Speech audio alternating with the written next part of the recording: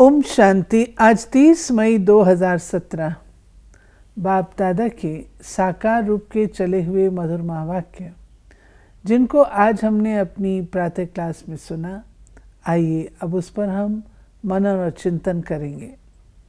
आप सबने जो मुरली सुनी अवश्य उसको धारणा में भी लाया होगा, क्योंकि आज की मुरली में जो सार है वो धारणा संपन्न है। मीठे बच्चे, तुम्हें बाप समान मीठा बनना है, किसी को दुख नहीं देना है, कभी क्रोध नहीं करना है। बाबा कहते हैं कि आसुरी संपदा के लक्षण हैं हिंसा, और सबसे बड़ी दो हिंसा है, एक तो काम और एक क्रोध। तो इस मुरली में बाबा ने इनका ही वर्णन किया है कि देवता बनना है और क्रोध करो तो ये तो तुम असुरों की लाइन में चले जाओगे। इसलिए खास ध्यान रखना है, क्रोध करने से दूसरे को दुख होता ही है। इसलिए भगवान कहता है कि क्रोध पर जीतना है। क्रोध एक बहुत बड़ा शत्रु है, दुख देता है नेचुरली, और पहले खुद को दुखी करता है, फिर दूसरों को भी दुख देता है। यानी अगर किसी के अंदर क्रोध है, चाहे प्रत्यक्ष रूप में है या अंदर है, तो उसको समझ लेना चाहिए कि मैं सतयुग से तो बाहर हूँ। लेकिन वो धीरे धीरे विजयी हो जाएगा। जब अगर हो गया, पता नहीं है ना, श्वास का भरोसा नहीं, धीरे धीरे कब होगा। जिसको विजय प्राप्त करनी होती है उसके आसार नज़र आ जाते हैं। कई तो एक धक से विजयी हो जाते हैं, क्योंकि उनके अंदर कल पहले वाले संस्कार होते हैं। जो ब्राह्मण बनता है, हर एक तो नहीं बन जाता, ऑफर तो सबको है, लेकिन जिसके अंदर कल पहले 5000 पहले वाले देवता बनने के संस्कार होंगे, वो आके ब्राह्मण बनेगा। अब ब्राह्मण भी नंबर वाइज है, उसमें कईयों ने पूरी जीत पहनी, वो फिर पहनेंगे, कईयों ने कम पहनी नंबर वाइज, तो उसी तरह आएंगे। तो इस हिसाब से ही है ना ये। लेकिन बाबा तो सबको शिक्षा देंगे। फिर प्रश्न है, कर्मों की गुह्य गति को जानते हुए तुम बच्चे कौन सा पाप कर्म नहीं कर सकते? हाँ, ये पढ़ने योग्य है।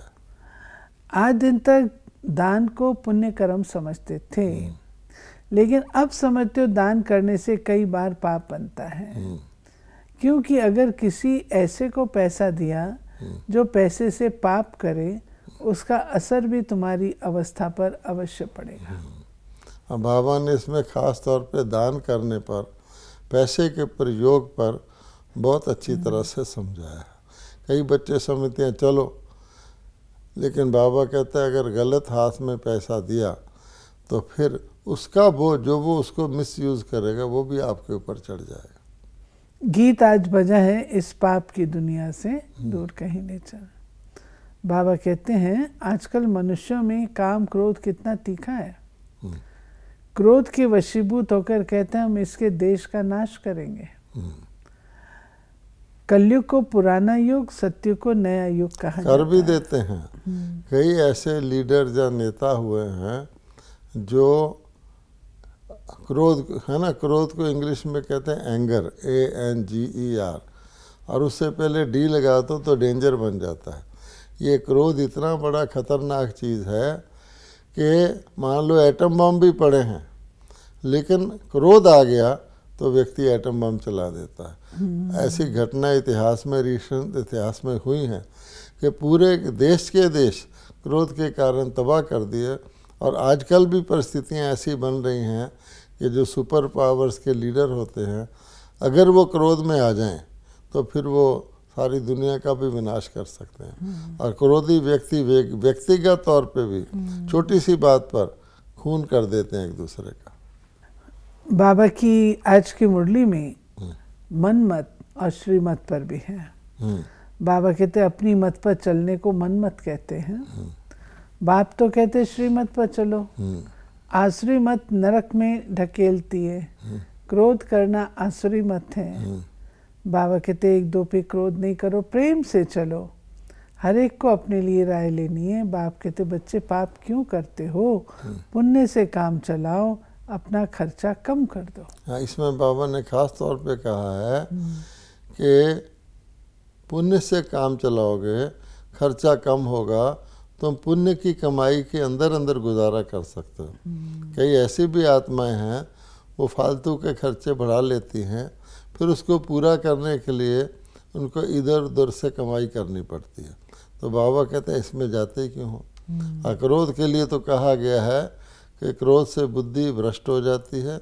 जब बुद्धि का नाश हो जाता है, निर्णय शक्ति का ही नाश हो जाता है, व्यक्ति गलत निर्णय लेने लग जाता है, विध्वंसकारी निर्णय लेने लग जाता है, अपना भी भला बुरा नहीं सोचता, वो सोचता कि बस मैं विध्वंस कर दूं, चाहे खुद भी जल जाऊं, उसमें फिर सर्वनाश हो जाता है। क्रोध है तो बहुत ज़बरदस्त दुश्मन। आज बाबा कहते हैं कहना चाहिए माया से हारे हार है, माया से जीते जीत, लेकिन लोग कह देते हैं मन से हारे हार। तो बाबा कहते हैं ये रॉन्ग अक्षर है। मन तो रहता ही रहता है, मन के अंदर ही माया आती है। तो बाबा कहता है मन से माया दूर हो जाए तो मन जीत जगत जीत बन जाते हैं। अगर माया मन के ऊपर काबू कर ले तो फिर हार जाता है मन। मन को अमन नहीं कर सकते, क्योंकि मन के अंदर संकल्प चलते ही रहते हैं, चलते ही रहते हैं। कई लोग समझते हैं कि सबसे बड़ी अवस्था जो है वो है समाधि, शून्य समाधि, कि बस आपको ना अच्छा ख्याल आए ना बुरा ख्याल आए। बाबा कहते हैं ऐसा तो हो ही नहीं सकता। मन के अंदर तो संकल्प चलना मन का स्वभाव है। अगर कोई ये भी कहे मैं संकल्प नहीं चलाता चलो उस समय के लिए, तो ये भी तो एक संकल्प है कि मैंने संकल्प को रोका हुआ, इतनी देर ऐसा होगा। तो क्यों ना स्वाभाविक तौर पे ये जाने कि मन अमन नहीं हो सकता, मन सुमन हो सकता है या कुमन हो सकता है। तो इसलिए उसको सुमन बनाया जाए, उसके अंदर शुद्ध संकल्प आए। बाबा ने हमें आज ये भी बताया कि पवित्रता का महत्व कितना है। सन्यासी लोग पवित्र रहते हैं तो लोग उनको माथा टेकते हैं, और जब वो जंगलों में रहते थे तो वहाँ पर भोजन उनको पहुँचाते थे। पवित्रता की शक्ति थी। गुरु का निंदक ठहर ना पाए। बात है तुम हो ईश्वरी औलाद। उनमें बाप टीचर गुरु अलग है, यहाँ तो बाप टीचर सदगुरु एक ही है। अगर तुम कोई उल्टी चलन चले तो तीनों के निंदक बन पड़ेंगे। हाँ, तो कितने ठौर से दूर हो जाएंगे। सत बाप सत टीचर सदगुरु की मत पर चलने से तुम श्रेष्ठ बन जाते हो। शरीर तो छोड़ना ही है, तो क्यों ना इसे ईश्वरी अलौकिक सेवा में लगाकर बाप से वर्षा ले लें। हाँ। बाप कहते मैं इसे लेकर क्या करूँगा, मैं तुमको स्वर्ग की बादशाही देता हूँ, वहाँ भी मैं महलों में नहीं रहता, यहाँ भी मैं महलों में नहीं रहता। कई समझते हैं भगवान को हम पैसा देते हैं तो भगवान कहता है मैं तो दाता हूँ। ये सोचना ही गलत है कि हम परमात्मा को देते हैं। बाप भगवान कहता है मैं तो शरीर भी नहीं धारण करता, ना मैं सतयुग के में जाता हूँ जहाँ महल हूँ, यहाँ भी मैं अभोक्ता हूँ, मैं कुछ खाता पीता भी नहीं हूँ, इसलिए मैं तुम्हारा पैसा लेके क्या करूँगा। मैं तो ये कह रहा हूँ कि तुम अपने तन मन धन को विनाश से पहले, वैसे भी विनष्ट होना ही है, उससे सफल कर लो ताकि तुम अपना भविष्य बना लो। और जो सदगुरु का निंदक ठहर न पाए। अब बाबा कहता है कि मैं देता हूँ श्रीमत, गुरु मत देता है ना, तो सबसे श्रेष्ठ मत श्रीमत है। अब उसमें अपनी मन मत चलाना, श्रीमत को भी उल्लंघन करना, चैलेंज करना बुद्धि से, ये ऐसा नहीं ऐसा होना चाहिए। भगवान के कर्तव्य में या भगवान की सिलेक्शन में या परमात्मा के यज्ञ चलाने की विधि में अपनी बुद्धि लगाना, ये जिसको कहा जाता है कि देवता यज्ञ करते थे, ऋषि यज्ञ करते थे और राक्षस उसमें विघ्न डालते थे। वो कोई सींग वाले राक्षस नहीं थे, लेकिन जिनकी बुद्धि भ्रष्ट हो जाती थी, जो सद्बुद्धि पे नहीं चलते थे, तो उस सीधा चलने में रुकावट डालते थे, सहयोगी की बजाय असहयोगी बन जाते थे, तरह तरह के क्यों क्या के प्रश्न उठाते थे। उसको बाबा ने कहा वो गुरु के निंदक, वो मतलब गुरु की निंदा करने से उनकी दुर्गति हो जाती है सदगति की बजाय। बाबा ने नारद का मिसाल आज दिया है। बाबा कहते हैं कि देखो तुम अगर निर्विकारी नहीं बनोगे तो तुम श्री लक्ष्मी को वर नहीं सकते हो। भूत होगा तो लक्ष्मी को वर नहीं सकते। अब देखते हैं, कहा जाता ना कि जब श्री लक्ष्मी के वरने की बात आई तो नारद जी भी चल पड़े। वो नारायण नारायण जबानी करते थे और उनके लिए मशहूर था कि इधर की बात उधर, उधर की बात इधर करना। तो इसलिए भगवान कहता है कि जब वो वरने जा रहे थे तो रास्ते में एक मिरर आईना था, उसमें उन्होंने देखा तो उनको अपनी शक्ल की बजाय बंदर की शक्ल नजर आई कि तुम नारायण नारायण मुख से कहते रहे, तुमने अपने बंदर जने आसुरी संस्कारों को ख़त्म नहीं किया। कहा जाता ना राम ने बंदरों की सेना ली थी, तो बंदर का भाव ये है कि भिखारी पतित, तो तुमने वो नहीं किया तो तुम देवता बने ही नहीं, तो तुम श्री लक्ष्मी को कैसे वरोगे। इसलिए वो आप शर्मसार होकर के वापस आ गए। बाबा ने आज कहा है कि सबसे बड़ी गाली कौन सी तुम देते हो, कि परमात्मा सर्वव्यापी है, कुत्ते बिल्ली कछमच सब में है। बाप कहते मैं तो परोपकारी हूँ, तुमको विश्व का मालिक बनाता हूँ। श्री कृष्ण तो स्वर्ग का प्रिंस है, फिर कहते उसको सर्प ने डस लिया, काला हो गया, अब वहाँ सर्प कैसे डसेगा। कृष्णपुरी में भला कंस फिर कहाँ से आया।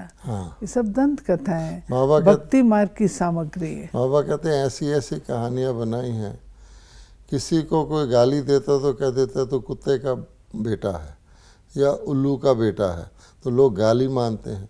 तो इन्होंने तो भगवान को ही कुत्ते में, बिल्ले में, मच्छर में, मक्खी में, कॉकरोच में डाल दिया है। खुद आत्मा डरती है कि मैं 84 लाख योनियों में ना जाऊं। ऐसे उनको फील होता है कि अगर मैंने पाप किया 84 लाख योनियों में चला जाऊंगा। है तो गलत, लेकिन भगवान को सीधा ही 84 लाख योनियों में डाल दिया। सब में भगवान है। तो बाबा कहते हैं इससे बड़ी गाली क्या हो सकती है। फिर भी मैं तुम्हारा उपकार करता हूँ आखिर, क्योंकि मेरा काम ही परोपकार है। बाबा ने आज भट्ठी की बात की है। कई भाई बहनों को इस बात का पता नहीं होगा कि शुरू में बाबा ने भट्ठी बनाई और उसमें कई पक्के कई कच्चे निकले। ये जो बात बाबा ने कही है, इसको आप थोड़ा सा स्पष्ट करेंगे। बाबा ने कभी भी ये नहीं कहा कि अपना घर बार का त्याग करो। बाबा ने आज एक सेंटेंस में बोला है, तुम्हें अपना घर भी संभालना और सर्विस भी करनी है, बैलेंस से चलना है। लेकिन शुरू में कुछ लोग छोड़ करके आए, मारे भी खाई, अत्याचार हुए, सहन किए, लेकिन बाबा कहते हैं कि तुम्हें रहना अपने घर गृहस्थ में ही है। बाबा कहते हैं परिस्थितियों की बात है।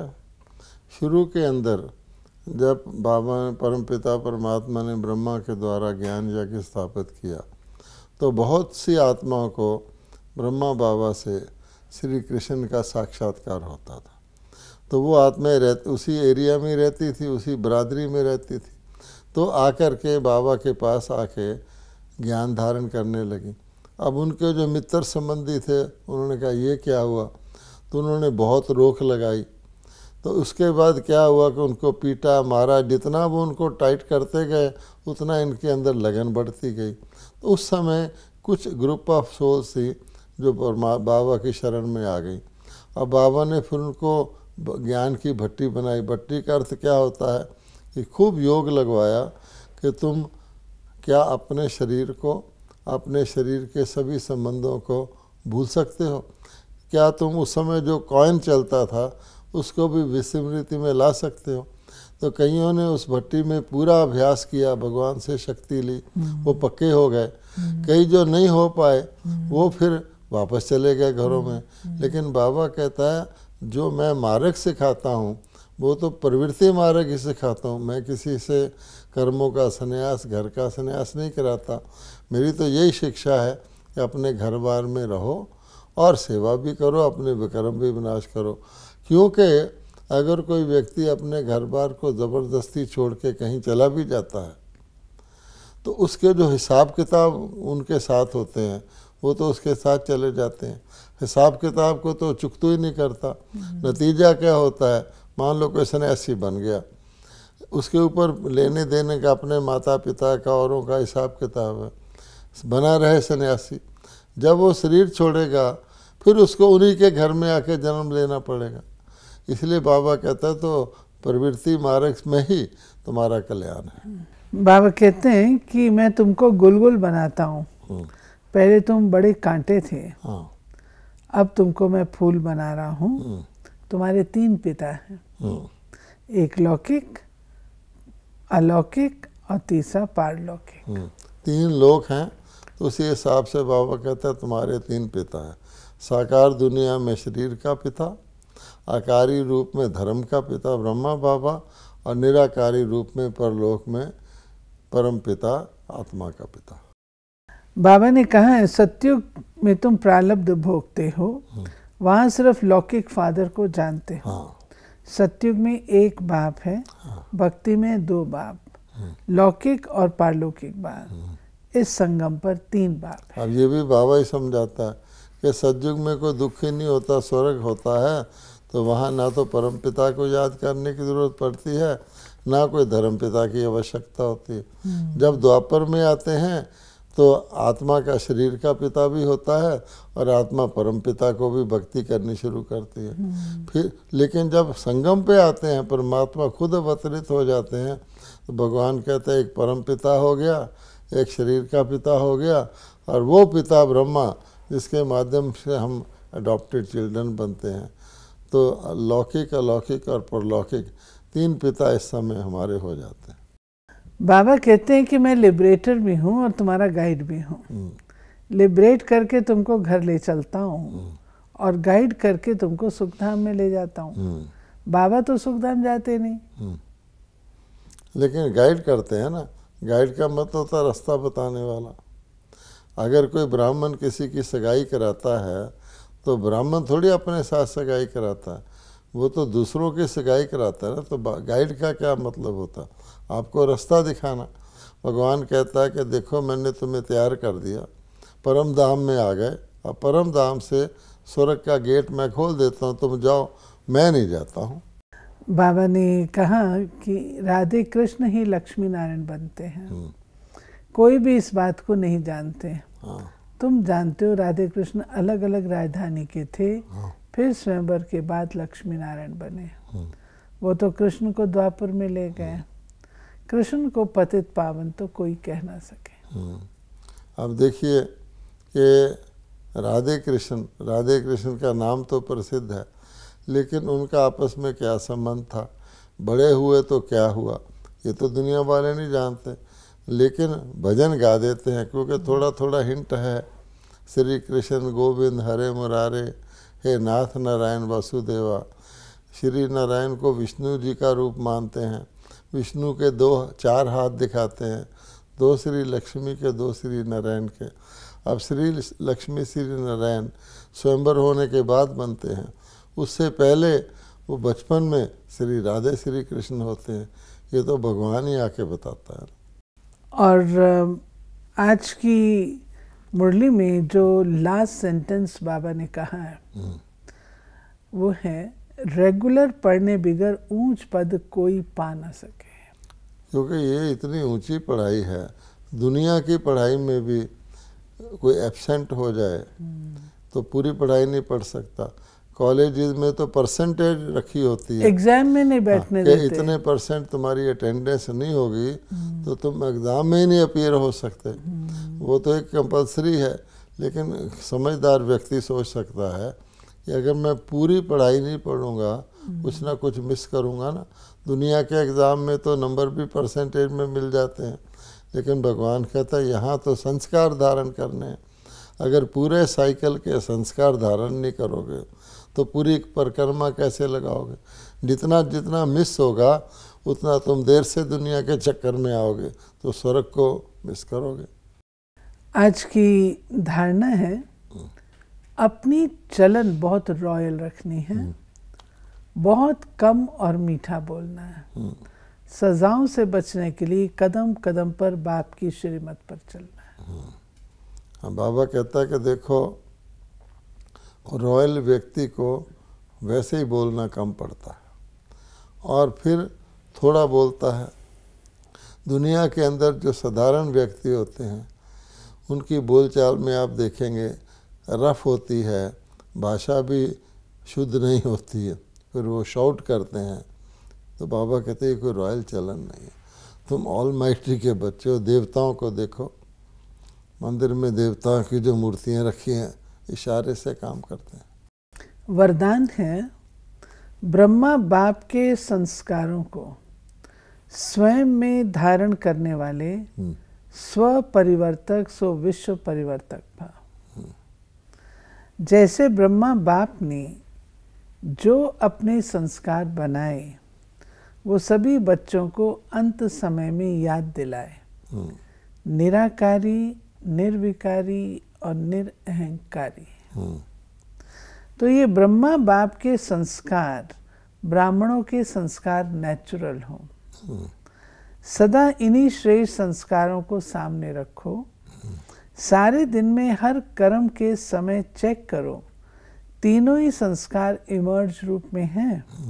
इन्हीं संस्कारों को धारण करने से स्व परिवर्तक सो विश्व परिवर्तक बन जाएंगे। यानी ब्रह्मा बाबा जब संपूर्ण हुए तो उन्होंने जो लास्ट वर्ड हम बच्चों के लिए छोड़े सार रूप में, वो यही थे कि बच्चे निराकारी, निर्विकारी और निरअहंकारी भाव, इसमें सारा सार आ जाता है।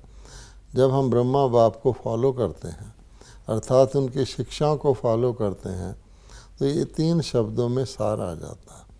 तो भगवान क्या कहते हैं, कोई भी कर्म करो, तुम ब्रह्मा जैसे कंप्लीट बनना है बाप समान, तो ये तीनों शब्दों के महत्व को जानो। निराकारी का क्या अर्थ है कि ओरिजिनली आत्मा निराकार स्वरूप है और निराकार स्वरूप परम धाम की निवासी है। परम धाम में परमपिता भी रहते हैं। तो जब आप अपने आप को निराकारी याद करोगे तो आत्मा और आत्मा के साथ उसके साथ परमपिता परमात्मा उसका साथी या कंपेनियन रहेगा, तो अपने शुद्ध स्वरूप में, ओरिजिनल स्वरूप में, और साथ परमात्मा की शक्ति भी रहेगी। फिर बाबा कहता है निर्विकारी, तुम्हारा दूसरा रूप फरिश्ते का है। अभी हम जो ब्राह्मण बने हैं, नेक्स्ट हम क्या बनेंगे, फरिश्ता। अब जो फरिश्ता होता है वो कब बनता है कि जब हम सभी विकारों को छोड़ देते हैं, देह के भान को भी त्याग देते हैं। और फरिश्ता सिर्फ लाइट स्वरूप होता है, ट्रांसपेरेंट होता है। आप देखेंगे फरिश्ते का स्वरूप में पुरुष स्त्री का भी पता नहीं लगता। फरिश्ते के स्वरूप में कोई बूढ़ा है, जवान है, कुछ भी नहीं, लाइट का स्वरूप होता है। यानी देह का टोटल भान खत्म हो करके हम अपने लाइट के आकारी स्वरूप में आ जाते हैं। विकारों का तो नाम ही नहीं। इसलिए बाबा कहते हैं निर्विकारी याद रखो। फिर बाबा कहते हैं इस दुनिया में विकारी तो है ही, पतित दुनिया है। जब तक पतित दुनिया तुम्हारा ये शरीर है, जब तुम पावन बन जाओगे तो फरिश्ता बन जाओगे। तो यहाँ पर निरअहंकारी बाबा ने और जोड़ा है। यद्यपि अहंकार भी एक विकारों में आता है, लेकिन ख़ास तौर पे निरअहंकारी कहा है, क्योंकि पाप मूल अभिमान कहा गया कि जब तक देह का भान, देह का किसी न किसी प्रकार का वासना रहती है, तब तक अहंकार रहता है। तो इन तीनों को जीतने से तुम बाप समान बन सकते हो। निराकारी पहले बने तो उससे जो है निर्विकारी और निरअहंकारी तीनों को साथ साथ बुद्धि में रखना। क्योंकि हम हैं इस वक्त साकार लोक में, साकार लोक से हम फरिश्ता लोक में जाएंगे, फरिश्ता लोक से हम परम धाम में जाएंगे। स्लोगन है, अव्यक्त स्थिति बनानी है तो चित्र को न देख, चैतन्य और चरित्र को देखो। अब अव्यक्त में क्या है, चित्र मैंने बॉडी कॉन्शियस है। अब किसी के शरीर को देखोगे तो देहभान आएगा, अपने भी शरीर को देखो तो देहभान आएगा। तो बाबा का चित्र की बजाय चरित्र मैंने उसके गुणों को देखो, और उसके गुणों को देखोगे तो बाबा कहता है विशेष बन जाओगे। कभी कभी बाबा कहता है विचित्र को भी देखो जिसका कोई चित्र नहीं है, आत्मस्वरूप देखो, उसके गुण देखो। ये थी बाबा की आज 30 मई 2017 की मुरली। आज की मुरली से हम ये होमवर्क लेंगे कि हम अपने चाल चलन में रॉयल्टी का समावेश करें। जितना रॉयल है उसका एक ही आज धारणा का पॉइंट हम लेते हैं कि हमें बहुत कम बोलना है और मीठा बोलना है, युक्ति युक्त बोलना है। इसका अभ्यास करें। ओम शांति।